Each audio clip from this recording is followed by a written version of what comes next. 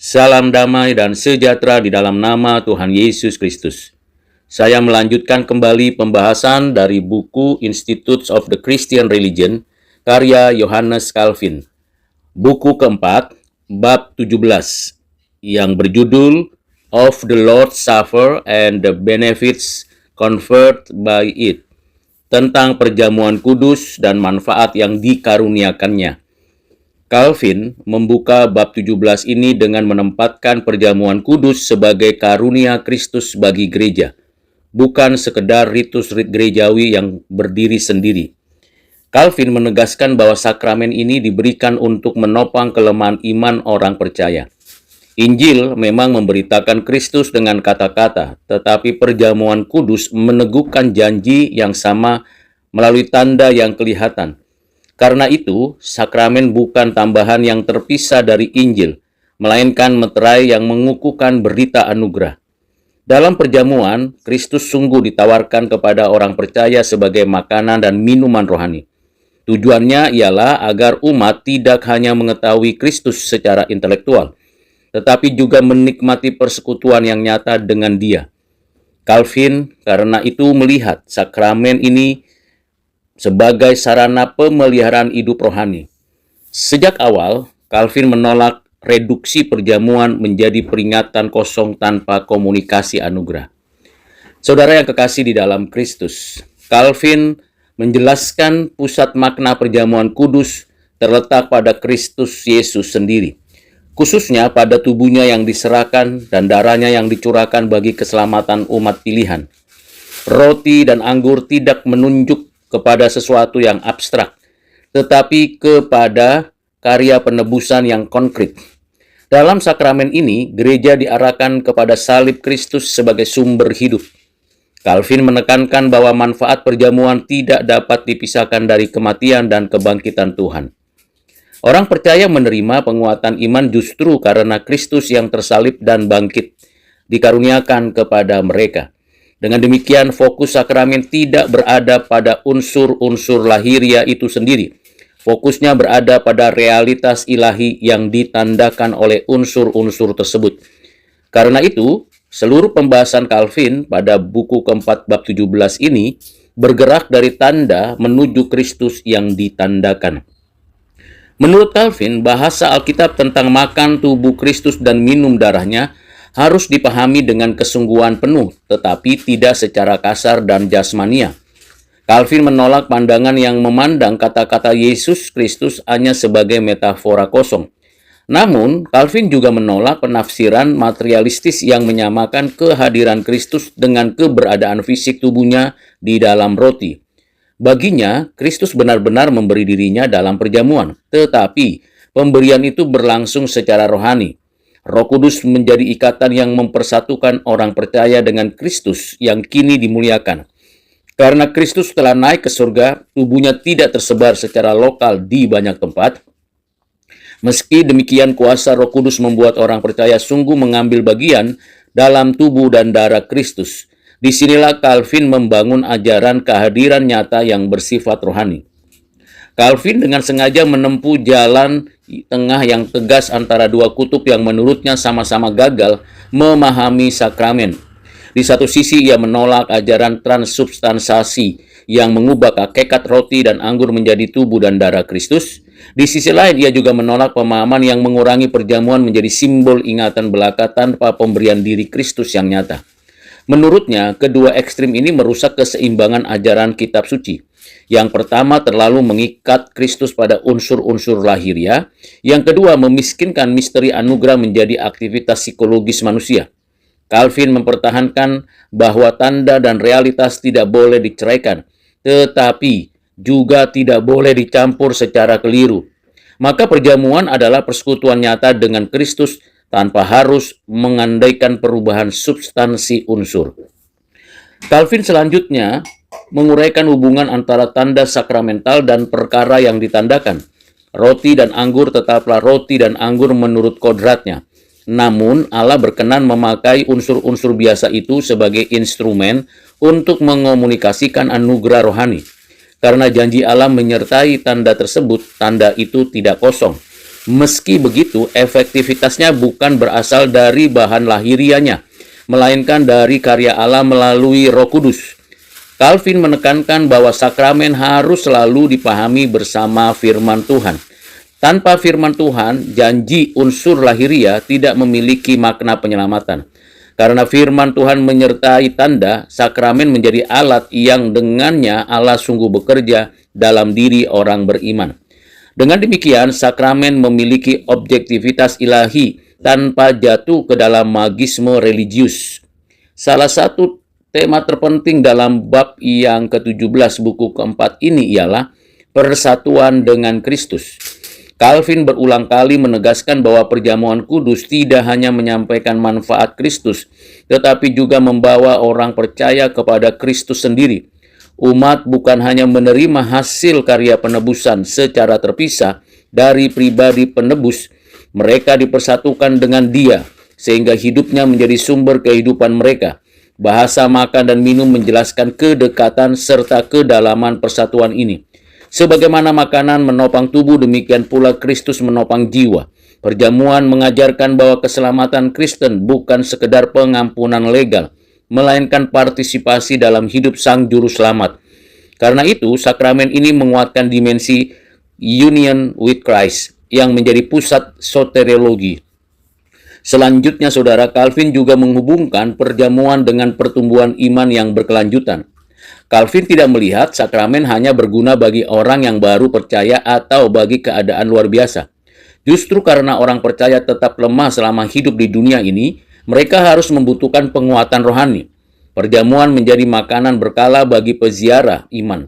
Di dalamnya Allah menolong umat melawan keraguan, ketakutan, kelemahan batin. Dengan menerima Kristus yang diberikan dalam sakramen, hati orang percaya diteguhkan kembali. Janji keselamatan menjadi lebih hidup dan operatif dalam kesadaran rohani mereka. Dengan demikian, perjamuan berfungsi sebagai sarana pemeliharaan iman sepanjang perjalanan hidup Kristen. Dimensi eklesiologis perjamuan juga memperoleh tekanan kuat dalam uraian Calvin. Calvin menegaskan bahwa satu roti melambangkan satu tubuh, yaitu gereja Kristus. Karena itu perjamuan tidak pernah bersifat individualistis.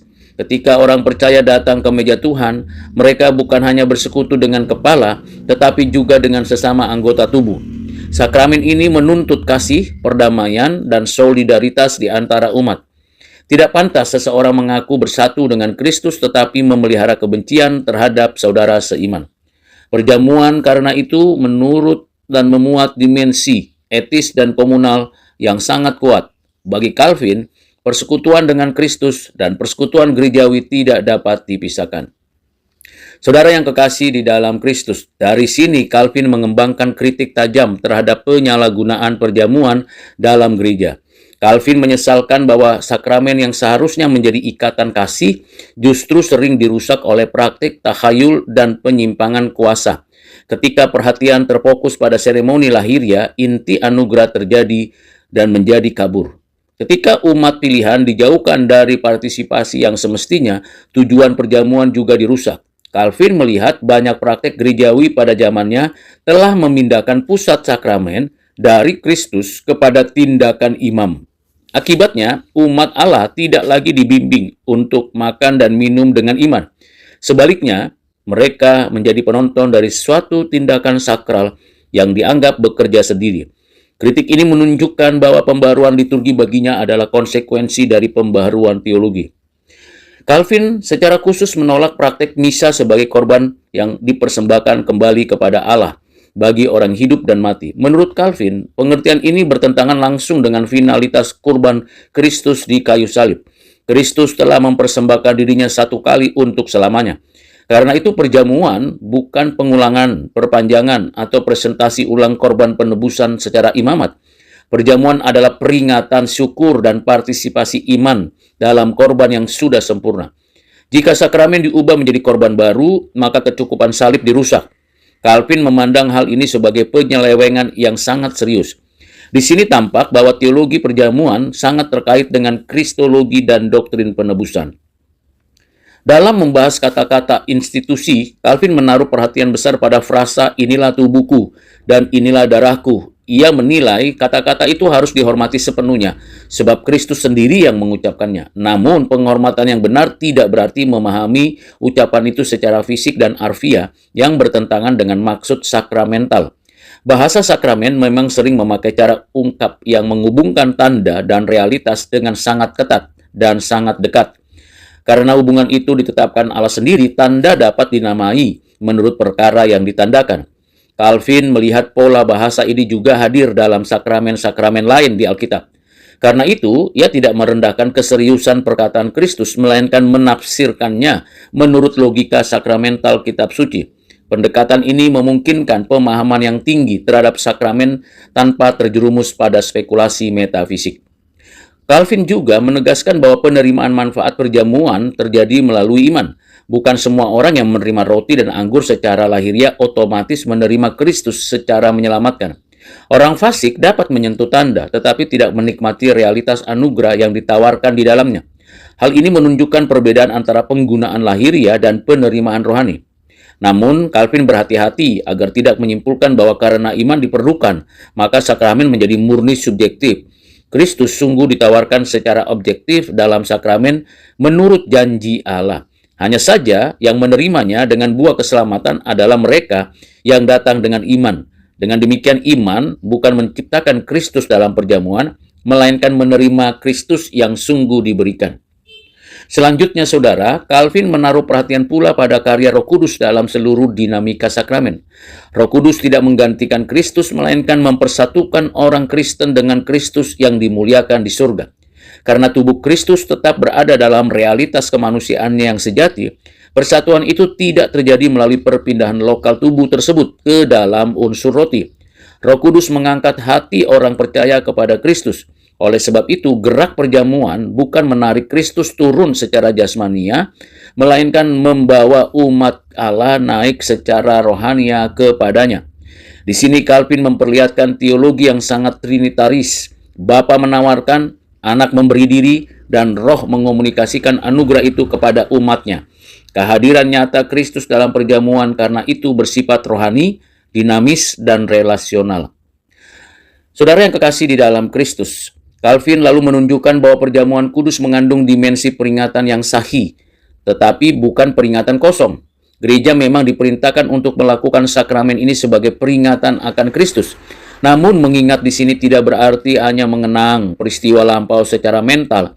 Peringatan sakramental adalah tindakan iman yang di dalamnya karya Kristus yang sekali untuk selamanya diberitakan, dihadirkan maknanya, dan diterapkan manfaatnya kepada umat Allah. Dengan demikian masa lampau penebusan tidak diulang, tetapi kuasanya dikomunikasikan kembali. Perjamuan menjadikan gereja hidup dari salib dan kebangkitan di masa kini. Karena itu unsur anamnesis dan partisipasi tidak boleh dipertentangkan. Calvin memelihara keduanya dalam satu kerangka teologis yang utuh. Calvin juga menyinggung soal kelayakan penerima perjamuan. Calvin menolak baik sikap sembrono maupun ketakutan berlebihan yang membuat orang percaya menjauhi meja Tuhan. Tidak seorang pun datang karena kelayakan diri sendiri. Semua datang sebagai orang miskin rohani yang membutuhkan belas kasihan Kristus. Pemeriksaan diri tetap penting agar orang datang dengan pertobatan iman dan iman yang merindukan akan anugerah Allah. Namun pemeriksaan diri bukan pencarian kesempurnaan moral sebagai syarat mutlak.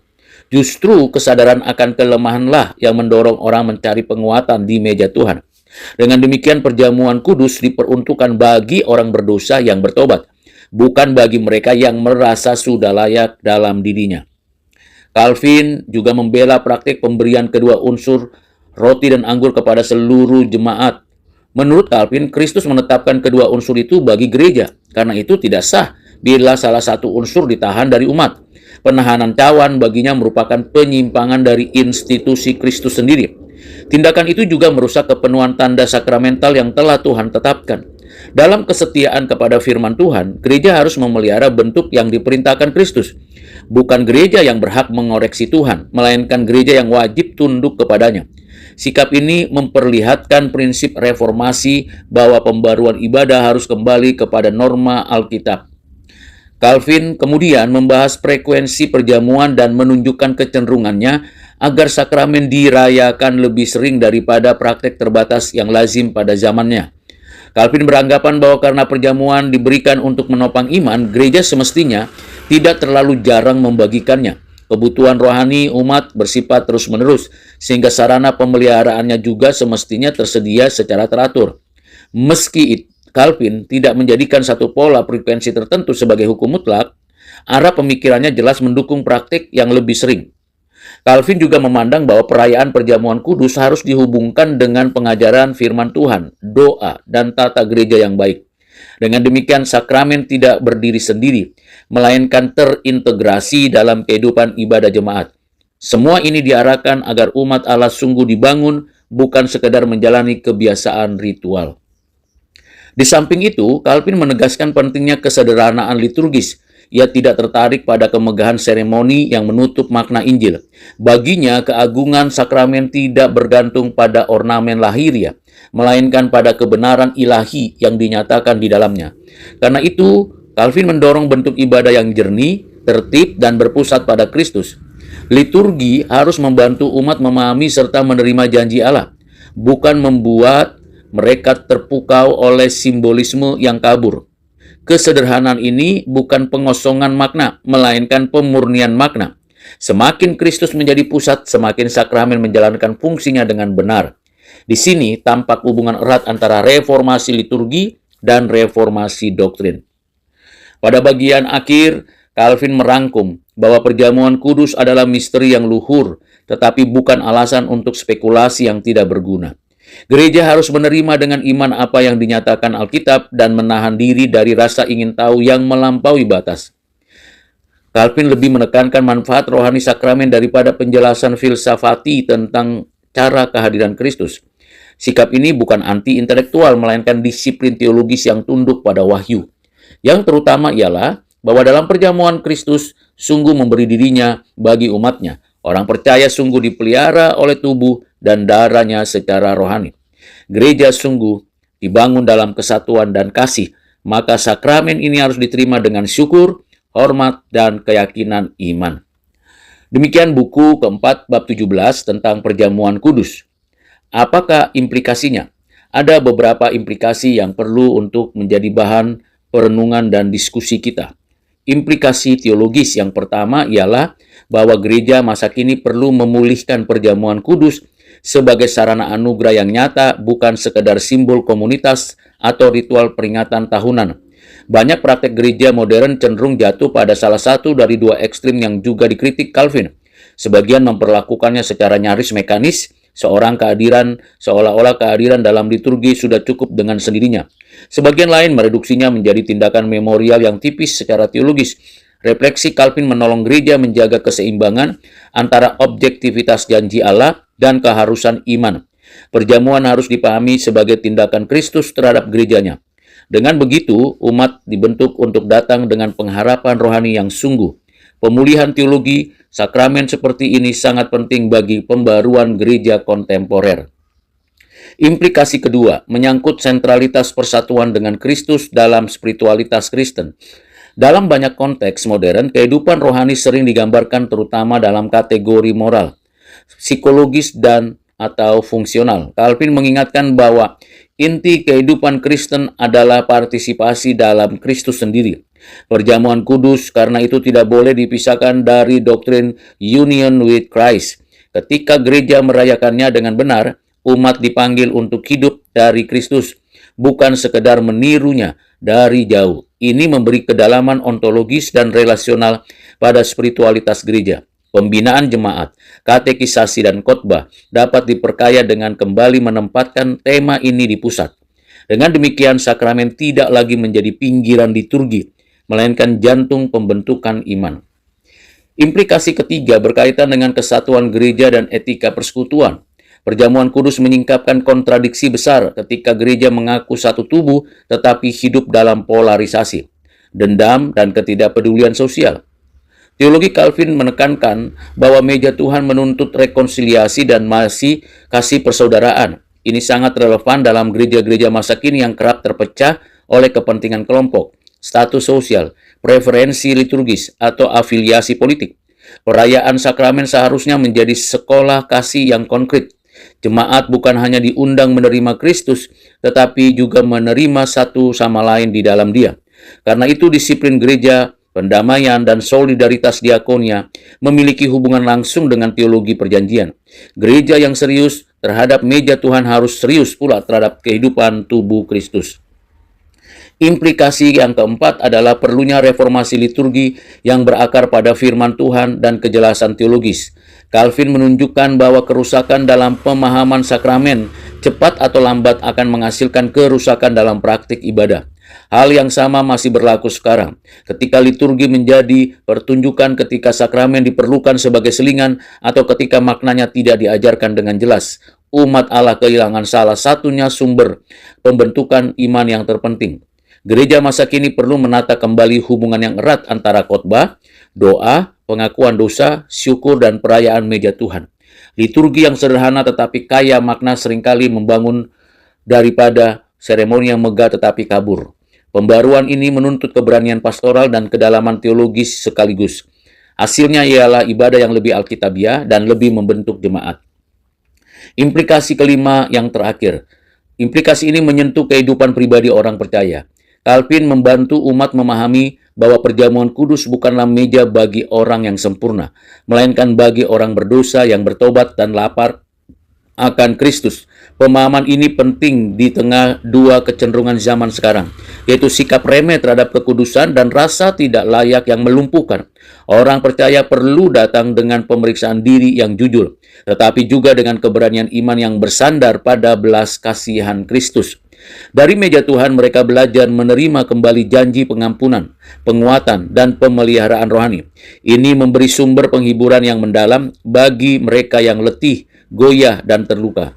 Dalam dunia yang rapuh dan penuh kecemasan, perjamuan kudus dapat kembali dialami sebagai makanan bagi para peziarah. Dengan demikian, ajaran Calvin tetap sangat relevan bagi gereja dan orang percaya pada masa kini.